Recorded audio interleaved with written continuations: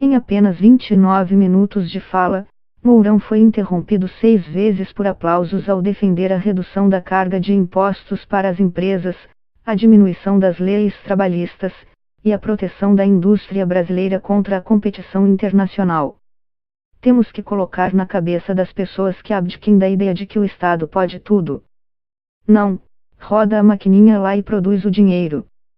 Convencer a população de que eles também têm obrigações, e não apenas direitos. Temos que trabalhar isso dentro do nosso Congresso, disse o vice-presidente, ao defender a necessidade de ganhar apoio da população para aprovar a reforma no Legislativo. Aos empresários paulistas, Mourão criticou os reajustes automáticos do salário mínimo e o benefício de prestação continuada, BPC, pago a pessoas com deficiência, e disse ainda que o Ministério da Educação, MEC, precisa de um freio de arrumação. O encontro com o empresariado paulista não é o primeiro do vice-presidente neste mês. No dia 23 de março, Mourão foi à Federação das Indústrias do Rio Grande do Sul, FIERGS. E, no dia 19, encontrou-se com empresários em Brasília numa atividade do LIDE, a empresa de eventos do governador de São Paulo, João Doria, PSDB.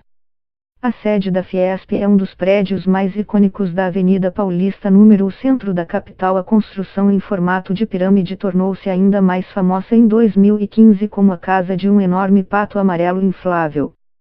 Usado inicialmente numa campanha contra aumento de impostos, tornou-se depois um dos símbolos do impeachment da ex-presidente Dilma Rousseff, PT. O evento na Paulista era uma reunião conjunta das diretorias da Fiesp e do Centro das Indústrias do Estado de São Paulo, Ciesp. Mourão deixou o local e foi um dos primeiros a chegar a um jantar na casa do empresário e político Paulo Scaff, MDB, presidente da Federação Paulista e terceiro colocado na disputa pelo governo paulista nas eleições de 2018. Lá, recebeu junto com um MDBista uma plateia ainda mais seleta, 30 dos maiores empresários do país, em diferentes ramos de atividade. Compareceram João Carlos Saad, do Grupo Bandeirantes de Comunicação, David Pfeffer, do Grupo Suzano, Papel e Celulose, Luiz Carlos Trabuco, do Banco Bradesco, Luiz Pretti, da Cargill, Agricultura, Vitório de Marchi, co-presidente da Ambev, e o ex-deputado Flávio Rocha, dono da Riachuelo, entre vários outros. O contingente dos não empresários incluiu o secretário de Fazenda de SP e ex-ministro, Henrique Meirelles, e o ex-ministro do STF Nelson Jobim, além do maestro João Carlos Martins. O ex-candidato presidencial Levi Fidelix também foi, ele é o chefe do PRTB, partido de Mourão.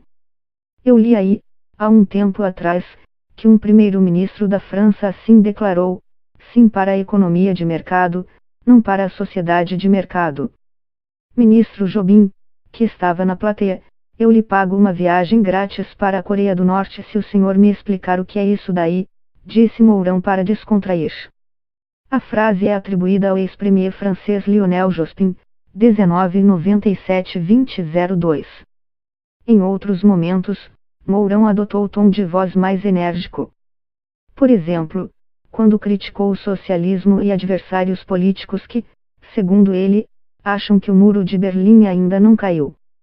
O vice-presidente elogiou 3 líderes estrangeiros, a britânica Margaret Thatcher, 1979-1990, o norte-americano Ronald Reagan, 1989-1989, e o chinês Deng Xiaoping, 1982-1987.